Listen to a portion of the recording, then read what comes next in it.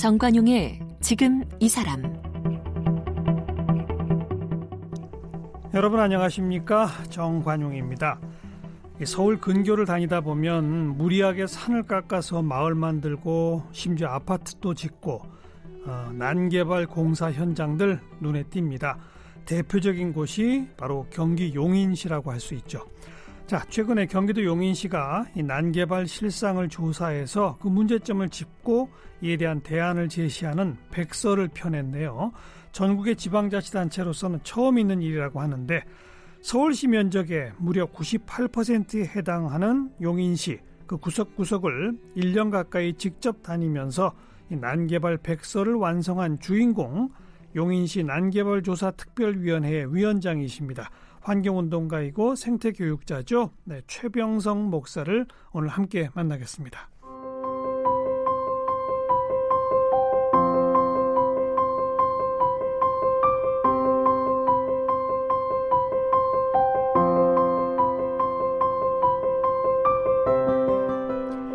환경운동가이자 생태교육가인 최병선 위원장은 장신대 신학과를 졸업한 후 목회자로 활동하고 있습니다. 1999년 강원도 영월 쓰레기 매립지 문제를 시작으로 4대강 문제, 청계천 문제 등 한국 사회 곳곳에서 신음하는 환경 문제에 앞장서고 있고요. 특히 산업 폐기물 시멘트의 해악을 조사하고 심각성을 알려 정부 대책을 이끌어내기도 했습니다. 저서로는 가족과 함께 떠나는 영월 여행, 살아있어 기도합니다, 이슬 이야기, 강은 살아있다, 들꽃책에 귀 기울이는 시간이 있고요. 2007년 환경재단이 뽑은 세상을 밝게 만든 100인에 선정됐고 교보생명 환경문화상 환경운동 대상을 수상했습니다. 용인시 난개발조사특별위원회 위원장으로 최근 용인시 난개발 실태를 조사하고 대안을 제시한 백서를 발간했습니다. 네, 용인시 난개발조사특별위원회 위원장으로 활약하신 최병성 목사, 어서 오십시오. 네, 안녕하세요. 반갑습니다. 이게 용인시가 공식적으로 만든 조직입니까? 네, 용인시장 직속기구로 있어서 난개발의 대명사 용인시에서 이런 일이 벌어졌다고요? 네. 어떻게 이런 일이 생겼습니까? 용인시가 그동안 난개발이 너무 심각하다 보니까 이번에 이제 새로 취임하신 백훈기 시장님께서 용인 시민들의 가장 아픔이, 가장 소원이 난개발을 치유하는 거다라는 걸 아셨고 그게 시민들이 가장 큰 여론이니까 그러니까 그것을 치유해야겠다라고 생각을 하시고 선거 전에 아주 재밌게 저희 난개발 피해 주민들하고 함께 제1선거운동 공식 첫날 첫 번째 그 선거로 난개발 제로 선언을 했습니다. 공약으로? 예, 그래서 자기가 시장에 당선되면 난개발 중단하겠다. 그리고 난개발 조사특별위원회를 구성하겠다라고 약속을 했고 시장에 당선되고 첫 번째 결재가 바로 난개발 조사특별위원회 구성한다라는 대단히 상징적인 의미를 가졌죠. 그래서 8월 3일 그리고 한 달 동안 준비를 했고 알겠습니다. 구성하게 됐습니다. 전국 지자체에서 처음이죠? 네. 전무후무하죠? 현재까지는? 앞으로도 지금 여러 곳에서 하고 있다고 하는데 아직까지 제대로 안 되고 있죠. 물론 이런 게 많으면 안 돼요. 난개발이 그만큼 도처에서 벌어졌으면 안 되죠. 근데 많이 벌어지고 있습니다. 근데 아무튼 용인시 가장 그 난개발의 대명사처럼 불려왔는데 스스로 인정하고 공식적으로 한번 조사해 봅시다 해서 특별위원회를 꾸렸다. 네. 어떻게 우리 목사님은 위원장을 어떻게 맡게 되셨어요? 용인 사세요? 용인에 내려가서 한 이제 6년째입니다. 6년? 근데 그 6년 동안 난개발의 피해자가 돼가지고 옛날 그 소송을 이렇게 당하고 있는 다 보니까. 그래요? 네. 그러니까 직접 당사자시군요. 조용히 살러 내려갔는데 그 마을 학교 앞산에 뭐 콘크리트 혼화제 연구소가 들어온다. 콘크리트 뭐요? 혼화제. 혼화제? 혼화제. 그러니까 우리가 집을 지을 때 시멘트를 물로만 개는 게 아니라 화학약품을 넣거든요. 그걸 이제 혼화제라고 하는데 그 연구소 초등학교 앞산에 들어온다는 거예요. 근데 조사해 보니까 환경영향평가가 전부 다 거짓이고 뭐 폐수가 혼화제 시설은 엄청나게 발생하고 설계도에 13톤의 수중양생조 23톤짜리 폐수장이 있는데 폐수가 발생하지 않는다고 거짓으로 허가를 받았죠. 그런 문제를 제기했더니 저를 업무방해 명예훼손으로 고소해가지고 제가 지금 5년 동안 예. 맨날 재판 그래서 그 시달렸고 그 재판 결과는요? 결과가 다행히 검사가 제게 징역 5년을 구형했는데요. 대단했죠. 근데 판사님이 무죄를 선고했고 그리고 대법원까지 지난 5월에 무죄가 나왔고요. 예. 또 이 업체가 4억 2,700만 원 손해배상 청구를 했는데 그것도 다 항소심까지도 다 기각. 그래서 이겼습니다. 근데 또 고발했어요. 아니 정작 그럼 그 업체는 어떤 벌칙을 받았어요? 전혀 없습니다. 벌칙이 없어요? 예. 그 자리에 근데 문 열었어요? 아니요. 못했죠? 예, 저희가 행정소송을 해가지고 그 소송에 이겼죠. 그래서 지금 공사가 중단돼 있는 상태입니다. 네, 네. 그러니까 거짓으로 그 심사를 통과해가지고 허가를 받았는데 예. 이거 문제 있다라고 문제 제기하고 고발도 하고 소송까지 제기하셨다는 거 아니에요? 예. 그 결과로 결국은 거기 공사를 못하게 만들었다는 거 아닙니까? 네. 근데 왜 검찰이 그렇게 징역 5년 구형까지 해요? 그래서 용인 씨는 허가가 잘못된 걸 인정했고, 인정했어요? 그래서 허가 취소를 했습니다. 그런데 그 업체가 이제 그 경기도 행정심판위원회 용인시 상급 기관인 그러니까 용인시를 상대로 또 소송을 냈다. 경기도 행정심판에다가 허가 취소를 다시 취소해달라라고 해가지고 경기도 행정심판위원회가 이 제대로 보지 않고 이제 했죠. 아이고 복잡해다. 복잡해요. 그래서 저희가 이제 수원지방법원에 소송을 해가지고 경기도 행정심판위원회 결정이 잘못됐다, 위법하다라고 판결을 받아서 공사가 진행되고 있는 걸 중단을 시켰는데요.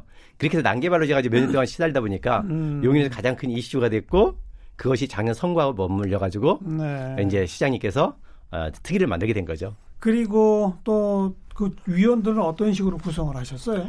총 15명이었습니다. 그래서 시청에서 추천한 사람 7명, 그다음에 시민, 난개발 피해 주민과 시민단체 쪽에서 추천한 대표 8명. 예.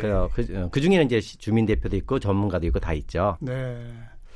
정말 심각하던가요? 현장에 보니까 말로만 듣던 그냥 대명사라고 불리워지던 이게 아니던가요? 끔찍하죠. 끔찍 정도예요? 네, 처참하다, 끔찍하다라고 표현할 수가 있어요. 어떻게 이런 게 허가가 나갈 수 있지? 예를 들어주세요. 우리 청취자들한테 머릿속에 그림 그려지게. 예, 보통 이제 산 그러면 우리가 그냥 완만하게 걸어 올라갈 수 있는 산도 있지만 깎아지른 산도 있잖아요. 그렇죠. 경사도가 심하다라고 이야기하는데 그 경사도가 심한 곳을 깎아서 숲을 다 밀고 정말 꼭 무너질 것 같은 그 급경사에다가 집들이 옛날에 그 경사가 많은 곳에 다랭이 논이 있잖아요. 예. 계단식으로 된 논들. 마치 다랭이 논을 만들듯이 커다란 높은 옹벽을 쌓아서 한 계단 한 계단마다 집이 한 채씩 들어있는 거죠. 근데 만약에 지진이 한번 나면 용인은 재난의 도시가 되는 거죠. 그냥 안전하지가 않아요. 네. 그러다 보니까 이제 진입도로가. 그럼 그 마을에 들어가려면 요즘 차가 다니잖아요. 경사도가 아주 심합니다. 그럼 눈 오면 다 미끄러질 텐데. 그 집집마다 염화칼슘을 쌓아놓고 살아요. 그 환경적인 문제도 굉장히 심각하죠. 그리고 쓰레기차가 못 올라가니까 저 마을 저 아래쪽에 쓰레기 처리장이 따로 있습니다. 쓰레기차가 아예 못 가요? 못 가죠. 그 워낙 경사가 정도예요? 심하니까. 네. 근데 그런 데가 허가가 난다고요? 네. 그리고 매매가 되고 사람들이 가서 살고? 그러니까 잘 모르고 사람들이 조감도만 보고 들어와요. 그러니까 집을 지어놓은 걸 보고 사람들이 사는 게 아니라 자연 속에 아주 예쁘게 그림을 그려놔요. 그러니까 사람들이 계약을 해. 그럼 그 돈을 받아서 집을 짓다 보니까 집을 와서 보면 아닌 거예요. 너무 불편해. 너무 위험하고 쓰레기 하나 볼래도 차를 타고 나가서 버려야 돼요. 네. 그만큼 불편하고 경사도가 세니까 차 사고도 많고 그 사람들이 많이 후회를 하는 분들이 많죠. 그것도 내놔도 팔리지 않는 거고. 그런 데는 이제 소위 단독주택 단지 이런 거로군요. 네. 근데 원래 오래전부터 용인은 그 아파트 난개발로 제일 대명사 아니었어요? 용인은 난개발의 역사가 아주 있죠. 길죠. 예, 옛날에는 묘지 난개발이었고. 묘지. 예, 두 번째는 골프장 난개발이고요. 골프장. 예, 이제 세 번째가 아파트 난개발이죠.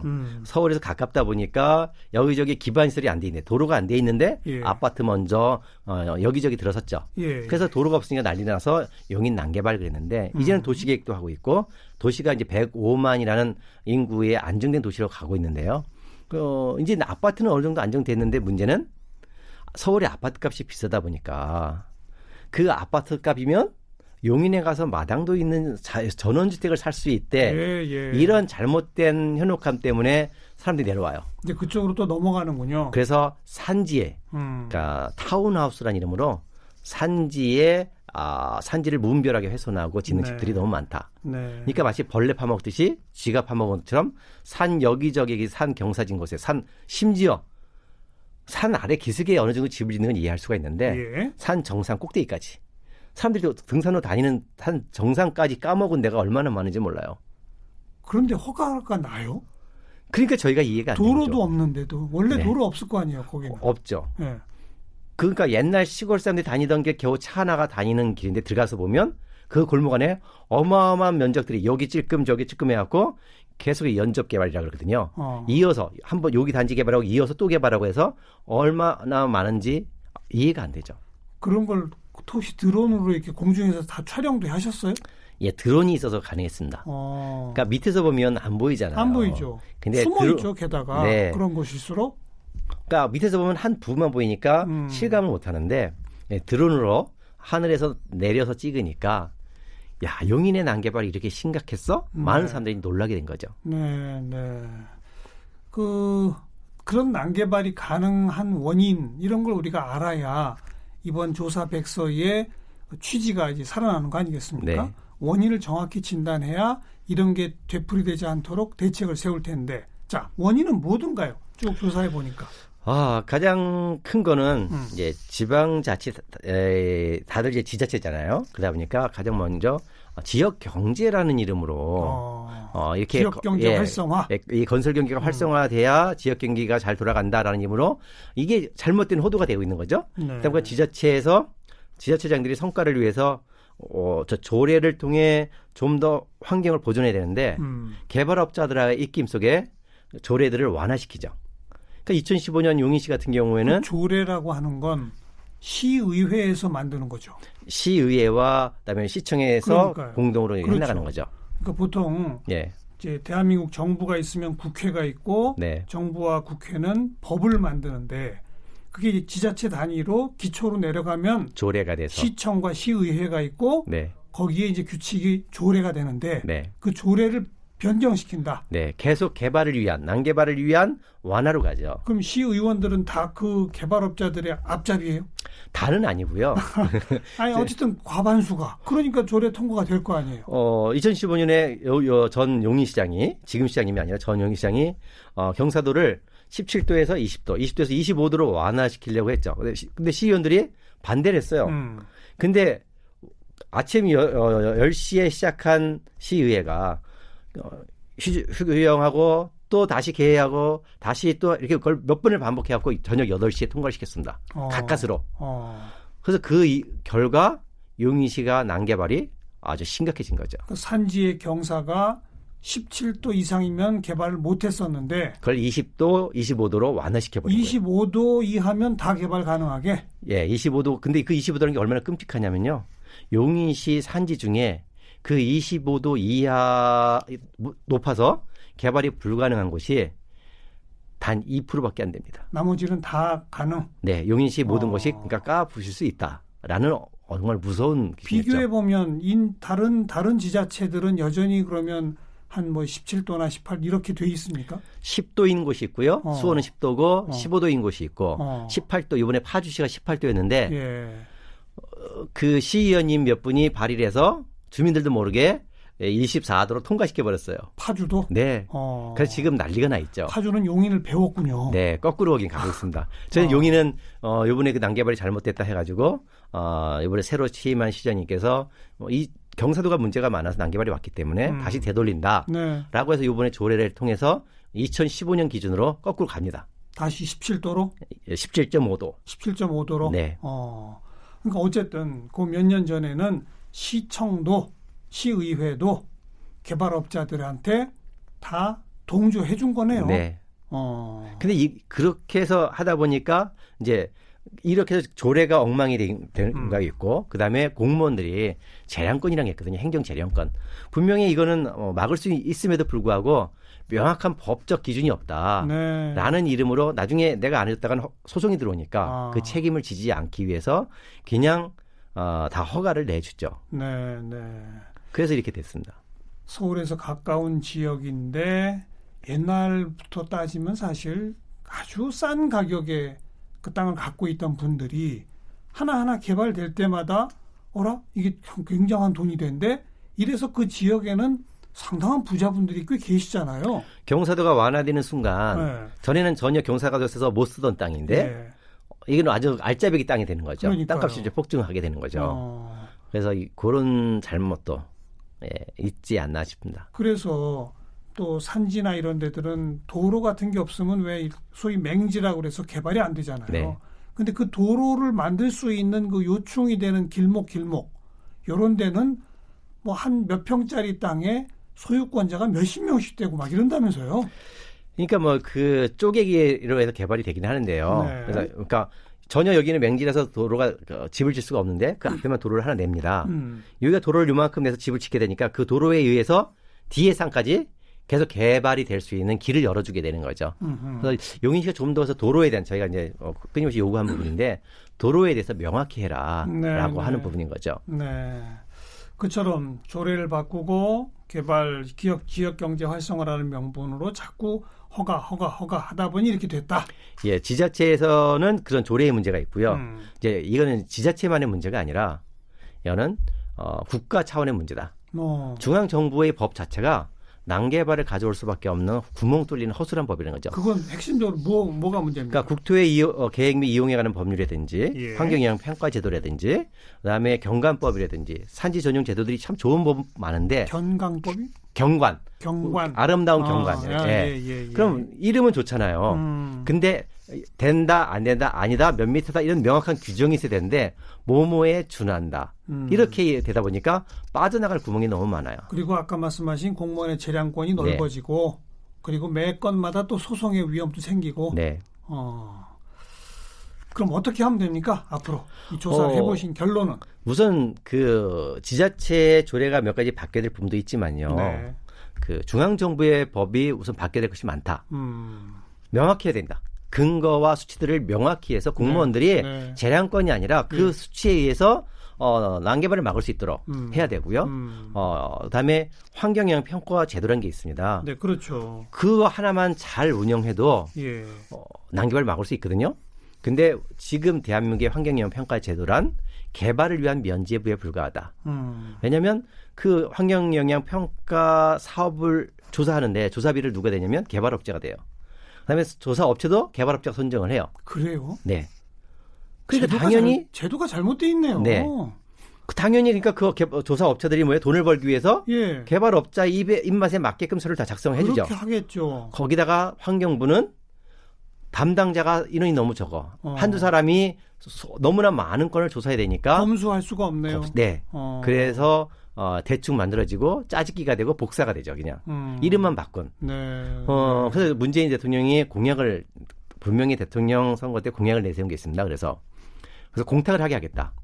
공탁? 그러니까 공탁금을 걸어서 개발업체들이 자기가 선정하는 게 아니라 공탁금을 내면 관공서에서 조사업체를 선정하는 걸로. 그렇죠. 그래서 공약을 했음에도 불구하고 아직까지도 시행이 안 되고 있다. 그거 하나만 네. 환경영향 평가 제도만 바꾼다면, 그리고 환경부가 제대로 정신만 차린다면 대한민국의 난개발 절반은 막을 수 있다라고 할 수 있죠. 환경영향 평가, 또 교통영향 평가 이런 것도 있잖아요. 네. 그 참 심각한데요. 지금 이제 용인시 한 사례를 들면 공세동이라는 곳이 있습니다. 길이 무지 2차선에 좁아요. 그런데 주민들이 다니기에도 굉장히 복잡한데 거기에 최근에 대형마트가 들어왔습니다. 그리고 대형 복합 물류단지가 공사 중이에요. 예. 그다음에 물류센터가 또 하나 들어오고 있어요. 그 차가 다닐 수가 없어요. 예. 주말이 되면 주민들이 자기 집에 들어가고 싶은데 저기서부터 꼬리에 꼬리를 물고 차들이 정체돼 있으니까 집에 들어가는데 전에는 5분이었던 거리가 30분, 1시간씩 걸립니다. 그러니까 교통영향 평가가 전혀 되어지지 않는 뭐 산단이라든지 물류창고라든지 대형 차량들이 들어설 때 거기에 따른 이 길이 기반설이 갖춰져 있느냐 도로가 되어 있느냐를 조사해야 되는데 그에 대한 전혀 조사가 이루어지지 않고 그냥 인허가가 나가고 있는 정말 대한민국에 너무나 많은 난개발 문제가 있죠. 네. 그 조례는 시청과 또 시의회의 의지만으로 바꿀 수 있는데 네. 환경영향평가, 교통영향평가 제도 개선, 또 무법이 되는 법의 어떤 개정, 이거는 국회를 통과해야 되는 문제 아니겠습니까? 국회와 또 중앙정부에서 해야겠죠. 그렇죠. 예. 용인시 난개발조사위원회의 힘 정도 갖고는 안 되는데 어떡하죠? 그래서 이거를 제가 불씨를 키워나가고 있는 상태입니다. 그래서 경기도에서 지금 이 난개발의 불씨를 받아서 이재명 도지사님께서 경기도 난개발 실태 조사를 지금 하고 있고, 그 유형별 난개발 조사를 조사하고 있고, 실태 조사가 끝나면 중앙 정부에 경기도가 바꿀 것, 그다음에 중앙 정부에 건의할 것들은 건의하겠다라고 하고 있고요. 이 불씨를 또 키우기 위해서 용인만이 아니라 제가 이제 양평, 화성, 다른 지자체에 불씨를 던져놓고 있습니다. 아, 그래야죠. 이게 들불처럼 번져가야 법 개정까지 가능하죠. 네. 아까 처음 말씀 시작하실 때 지역경제 활성화라고 하는 명분, 구실 아래 이렇게 시작하셨잖아요. 예. 또 어찌 보면 국가경제 활성화라고 하는 구실 아래 제도가 잘못된 거군요. 지금 산단이 가장 큰 문제입니다. 산업단지. 예, 산업단지가 국가경제 활성화라는 이름 아래 저는 이명박 정부에서 산단 특별법을 만들었는데 그래서 산단 하나 만들려면 2년씩 걸리던 인허가 과정이 단 6개월 만에 하게 돼 있습니다. 그러다 보니까 가장 모법인 국토의 계획 및 이용에 관한 법률보다 산단 특별법 위에 있어요. 환경영향법보다 다 위에 있어. 그러다 보니까 모든 법이 다 무시가 되고 산단 특별법에 의하면 어떤 곳도 다 산업단지가 들어갈 수 있습니다. 특권이군요. 예. 그러다 보니까 김해시, 화성시 주민들이 난리가 나 있죠. 그래서 지금 그 법이 이제는 바뀌어야 된다. 경제가 정말 후진국일 때는 그럴 게 필요했지만 알겠습니다. 이제는 바꿔야 될 때가 됐다라고 할 수 있죠. 용인시의 난개발 조사 특위를 계기로 이제 다른 지자체도 또 그보다 더 큰 광역지자체도 이제는 중앙정부도 패러다임을 좀 바꾸는 그런 출발을 만들어보자 이런 말씀이시로군요. 네. 그나저나 목사님이신데 언제부터 이렇게 환경운동을 하신 거예요? 이제 한 21년째 되는 것 같습니다. 첫 계기가 또 있었어요? 저는 사실 자연은 좋아했는데요. 환경을 한다라는 건 생각을 못했죠. 그래서 저는 목사니까 한국교회를 좀 바꿔보자 생각을 해서 신학대학원을 졸업하고 조용히 강원도 영월 강가 서강가에 숨어 살았거든요. 한 몇 년. 어느 날 갑자기 영월 군수님께서 그 강가에 쓰레기 매립장을 만들겠다고 발표를 한 거예요. 말이 안 되는 서강과 동강이 있는데 동강 옆에 서강이 있거든요. 근데 그 서강은 동강보다 더 잘 보존된 강이었는데 주민들이 적게 산다는 이름으로 거기에 쓰레기 매립장이 들어오려고 했죠. 그래서 그 강을 지키기 위해서 2년 동안 영월 군수 꿈에 제가 나타나고 내 꿈에 영월 군수가 나타날 만큼 서로 피터지게 싸워서 그 강을 지켜냈죠. 혹시 그 서강의 한반도 지형 들어보셨나요? 아이고, 봤죠. 그거 제가 발견한 겁니다, 그때. 아, 그렇군요. 그때까지 아무도 몰랐어요. 그 유명한 그 사진. 네. 네. 그 싸움을 하면서 서강의 비경을 찍다가 찾아낸 거였죠. 그래서 서강을 지켜내고 나서 환경운동가가 된 것 같아요. 그러시네요. 예. 용인도 아까 말씀 들어보면은 이사 갔다가 조용히 살려고 이사 가셨는데 하필 그 옆에 또 뭐가 들어섰다. 예. 참 이건 팔자인가요? 운명인가요? 그 사람들이 저보고 이사 가지 말고 그냥 여기 싸움 끝나면 여기서 계속 살라 그러더라고요. 왜요? 딴 데 또 이사 가면 거기 또 문제 된다고요? 네. 그 특히나 우리 최 목사님께서는 일본으로부터 쓰레기를 수입해오는 문제를 집중 제기하셔서 제도까지 바꿔낸 장본인 아니시겠습니까? 네. 지금은 일본에서 쓰레기 안 들여오나요?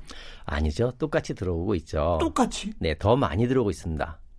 그러니까 제가 2006년에 이 쓰레기 시멘트, 일본의 쓰레기 문제를 제기해서 2008년도에 국회 국정감사에서 크게 논란이 됐고요. 그게 어떤 쓰레기죠? 일본 화력발전에서 쓰고 남은 쓰레기. 석탄재, 화력발전에서 발생하는 석탄재, 그다음에 폐타이어, 철슬래그 다양한 것들이 있는데요. 그다음에 제가 일본에서 아예 못 들어오게 막아는 금지된 것도 몇 가지가 있고요. 근데 지금 가장 많이 들어오고 있는 게 석탄재예요. 그렇죠. 그게 2008년에 그래서 국내에도 화력발전소가 많으니까 왜 그걸 가져오냐라고 해서 2008년 국정감사 때 문제가 됐고 환경부 그다음에 한국전력 시멘트 공장이 2008년 기준으로 수입량을 점점점 줄여가겠다라는 자발적 협약을 맺었습니다. 그래서 지금 2019년 현재 어떻게 됐습니까? 제가 그동안 4대강 사업 때문에 신경 안 쓰다가 제가 재작년에 자료를 정보공개 청구하고 받아봤더니 예. 2008년 기준량으로 줄어든 게 아니라 2008년 기준량보다 2배가 증가했어요. 말이 안 되는 거죠. 그런 일본 화력발전에서 쓰고 남은 석탄재를 가져다가 그걸 원료로 시멘트를 만든다면서요. 네. 그 시멘트에는 발암물질이 막 나온다면서요. 그러니까 그 시멘트들이 우리 집 짓는 데 쓰인다면서요. 네. 그 얘기잖아요. 네. 근데 그거를 2008년부터 문제제기해서 줄여나간다고 했다면서요. 네. 근데 2배가 됐다고요? 네. 이게 말이 안 되는 거죠. 그럼 이거 어떡합니까? 금지시켜야죠. 일본은 지금 반도체 핵심 물질까지 국가 간의 정상 교육까지도 금지를 하고 있는데 네, 네. 우리나라는 몇몇 기업이 폐기물을 가져오는 것을 못 막는다? 이건 부끄러운 일이죠. 더 놀라운 건 일본 환경성의 홈페이지에 보면 매년 폐기물 수출 내역을 밝혀냅니다. 그럼 제가 이제 2008년부터 쭉 자료를 다 이제 다운을 받아보면 수출 항목 석탄재, 수출 대상국 한국만 쫙 있어요. 그러니까 그동안 전 세계에서 일본 석탄재를 돈 받고 사오는 게 아니에요. 그렇죠. 쓰레기 처리비를 받고. 돈 받고서 대신 가져오는 거잖아요. 네, 쓰레기 처리비를 받고 가져오는데 유일하게 한국만 있었죠. 근데 최근 걸 보니까 이제 홍콩이 한 5%, 그다음에 태국이 1% 정도 가져가고요. 네. 나머지 93%를 여전히 대한민국이. 그리고 2008년보다도 2배 이상이더라. 네, 슬프죠. 그럼 당장 일본 석탄재 이건 수입이라고 불러야 되나요? 거기 돈 받고 처리해 주는 건데 수입인가요? 그러니까 무역법상에도 그게 근거가 없어요. 제가 옛날 관세청에 물어봤어요. 아무튼 예, 일본 석탄재 들여오지 맙시다. 네, 이거부터 해야 되겠네요. 그러니까요. 거기에 더 놀랍게도요. 전범 기업 회사도 있습니다. 일본이 그 문제 제기하는 건 그잖아요. 무역부 쪽이라는 거는 지금 그 대법원 판결 네, 때문에 그걸 하고 있는데 네. 놀랍게도 미쓰이 전범 기업 전력 회사의 쓰레기까지도 우리가 가져오고 있는 이 안타까운 현실인 거죠. 뭐 지금 일본 제품 불매 운동 등등이 있는데 그보다 먼저 이거부터 합시다. 정말 그 얘기하고 그러고 싶네요. 싶어요. 네. 용인시 난개발 문제로 모셨는데 일본 얘기까지 우리가 함께 들었습니다. 최병성 목사였어요. 고맙습니다. 네, 감사합니다.